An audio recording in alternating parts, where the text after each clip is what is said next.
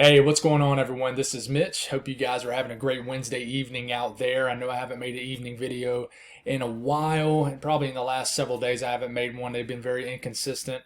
I talked to you guys about that, how I was just going to kind of lay off the evening videos until there was something more to latch onto as far as talking about. Well, there still really isn't anything to latch onto as far as a topic to keep the two-a-days going. But I can tell you there's starting to become little hints out there in the tropics, which is what this video is going to be about, that maybe we have something potentially to watch towards the very end of the month, maybe early August. August and September are our biggest months, especially towards late August, early September. That is the peak of hurricane season typically. And then October can be pretty active across the Gulf of Mexico. But we're going to talk about what we're seeing out there, take a look at the models. It's not going to be a super long video, but we're going to talk about what we're seeing, as there is basically some signs that things are about to start to not necessarily get crazy active, but slowly pick up in activity. So if you guys have not subscribed, certainly consider doing that. Like the video if you like it. Guys, hit me up on social media, especially Facebook, trying to get the 10,000 likes, follows on there by the end of 2022. That's definitely a big goal of mine. Growth has really slowed on YouTube, but it's cool. You know, it's been a great break. It really has. Now I am starting to itch now for things to pick back up. I'm not gonna lie to you guys. I really am. I'm ready for the buzz again. But it's been cool. It's been a nice break for me to spend more time with my family and just other things in my life for sure. But if you guys got anything that I can pray about, please put it in the comments below. It gives me an opportunity to pray over it, and it gives others an opportunity to do so too. If I missed any of your prayer requests from this morning, I'll reread over everything in the mornings when I have my quiet time. So I'll definitely have you covered there as far as prayer requests. But let's get rolling. First off, I apologize for the long intro, guys. I just got rambling. You guys know how I am. But first off, I want to mention the National Hurricane Center.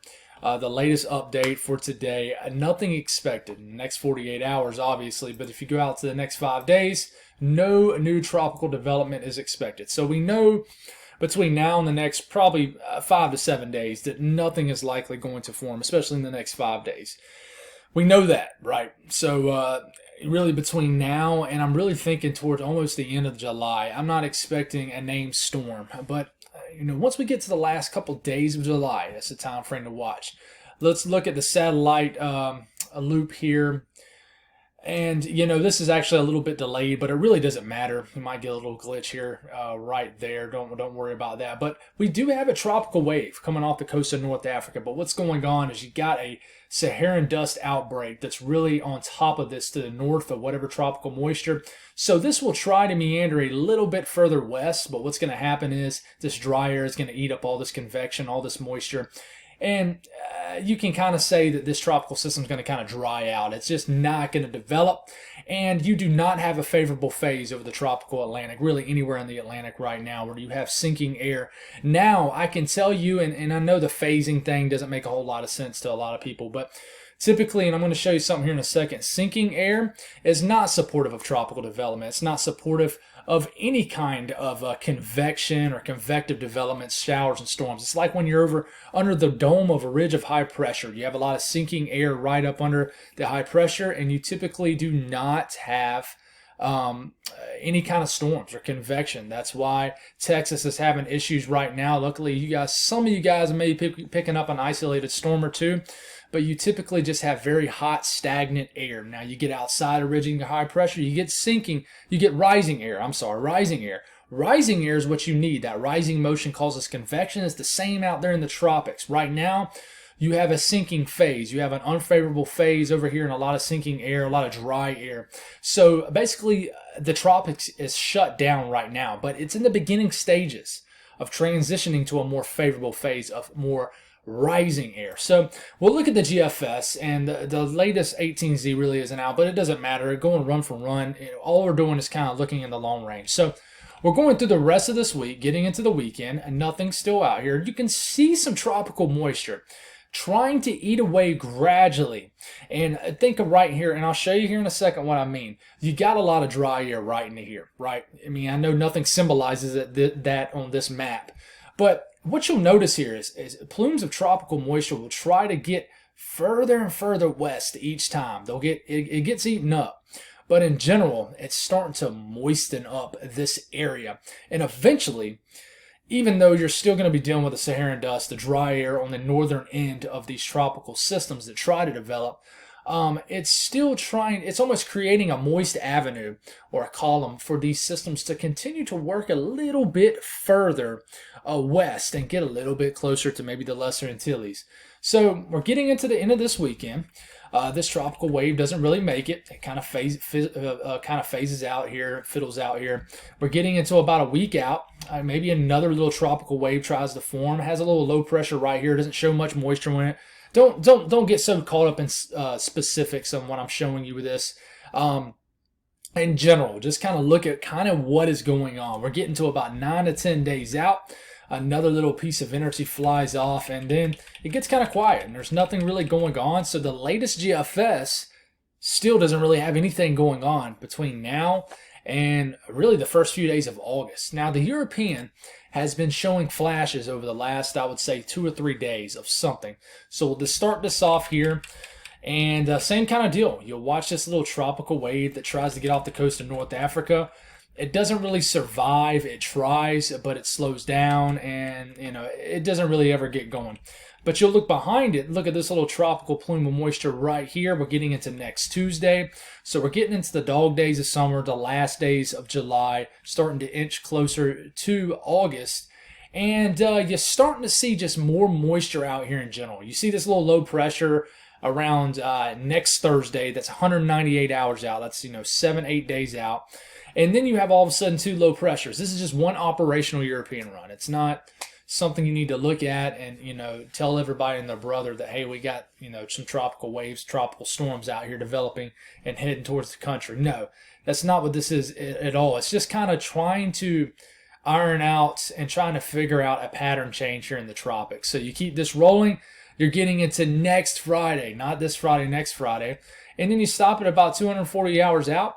And in general, you can look at this range. It's the last 1 or 2 days of July. And you can say, hey, some activity is starting to creep up. And by the time you get to the last couple days of July, you're starting to get into more of a favorable phase, an MJO phase, where you have less dry air out here. Still a lot of dry air, but less dry air. And you're starting to get entrenched into more of a rising air phase where basically convection is up on the uprise out here in the tropical Atlantic. So we'll continue to watch this. And this is another great way to look at it. This is kind of right now a little bit of a tropical wave out here, moistening up this atmosphere out here way out in the eastern tropical Atlantic. The MDR is what we call it for short. And you notice all these colors right in here, that symbolizes dry air, the more brownish, just dry looking colors really. And then the more greenish bluish colors, that is more moist air. So in general, you got a lot of dry air for the Saharan desert, just really buckling down on the tropical Atlantic. So even though you got a little bit of a moist plume kind of trying to get going here, it's still getting eaten away by this dry air here. So we'll continue to see what happens. But I mean, check this out. Once you get into about 6 to 7 days out, you got a lot more moist air, kind of jabbing into the Saharan desert, this dry air. Therefore, if you can get another low pressure to pop up right off in here in kind of areas of the tropical Atlantic, you might have enough of a moist plume where, think of this, think of these tropical systems as kind of sacrificing themselves for the one behind it. They kind of go through this dry air out in front of it, and then they get ate away, but still kind of behind it, they leave kind of a moist trail of air. And these tropical systems need more moist air. They don't want to get dry air. You get dry air up in these little mini circulations, and it's just a no-no for these tropical systems. So in general, it looks like the tropical Atlantic begins to show signs of waking up. The MDR does. And as we get into August, we start to get into MDR season, which stands for Main Development Region, MDR. So this is when we start to get into August, we start to watch, especially once we start to get to the middle to late part of August, we start to watch for those long-lived track tropical systems. Now, I've already heard kind of mumble chatters about how this hurricane season is not going to live up to the aggressive predictions that are being predicted out there. Guys, I know it's very hard to not compare it to last year, or definitely the year before, where we just rolled through the alphabet and got into the Greek alphabet. But just remember, it only takes one bad hurricane to make a hurricane season bad. It's just kind of like when you live in the South, right? When you live in the South, it's kind of like, you go the entire winter with just average temperatures, no chances of snow, just a boring winter, no snow at all. You live in Georgia, South Carolina, Alabama, and then all of a sudden you get into late January and the whole entire winter so far up to that point has been very warm. And then suddenly you get a massive winter storm, 6 to 8 inches of snow, and then you enjoy it for a couple of days, and the rest of February and March, it's back to just being warm.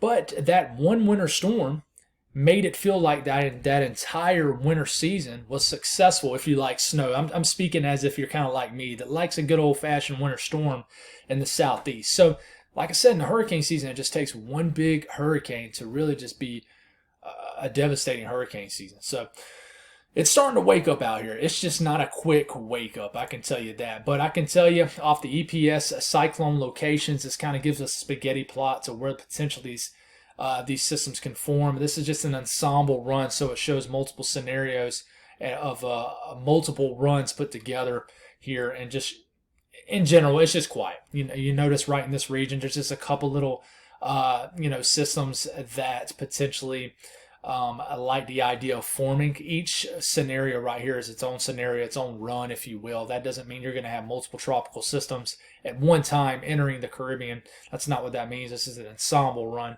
But in general, the signal is actually weaker than it has been the last 2 days. So it's actually gotten weaker. So we're just still watching. But I'm talking about the MJO phases.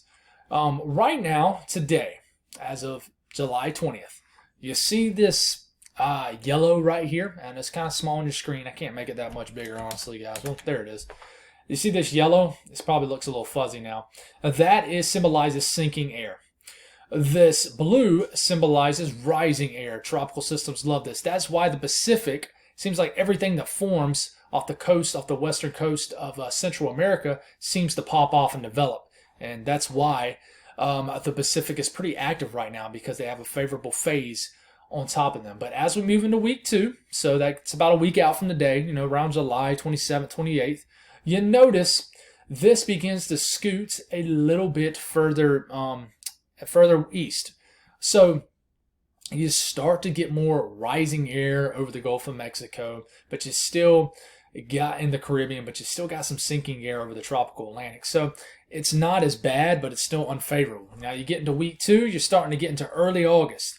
You're starting to get rid of this altogether. Just a little bit of signs of sinking air, some dry air, but a more favorable phase is starting to take a hold of the Atlantic in general. And that is when I think you're going to start to get the uptick in tropical development. And I think it's going to just be one of those years where it comes just in time for the real meat of hurricane season, which to me is always when you get into August. So, this goes all the way back from the past, so we'll start this off here. And holy cow, this is moving fast. It looks like I kind of upset this a little bit, but here we go. We'll pause this. But you'll notice this starts us off into the 17th of July. And you notice all this sinking air is really moving over, South America, starting to move over the Caribbean and getting over the tropical Atlantic. So in general, unfavorable phase starts to scoot over the tropical Atlantic, but I think this will be fleeting. And I think right behind it, you're going to get a more favorable phase, which symbolizes more rising air, which think of that as more convective development. Showers and storms equals tropical development. So that's all I got, guys. Thank y'all for tuning in. I might make another evening video tomorrow night, but in general, it's still pretty quiet, but there's slow signs that things are starting to kind of open its eyes out there and wake up. So that's all I got, guys. Hope you guys have a blessed evening, and I'll talk to you guys in the morning.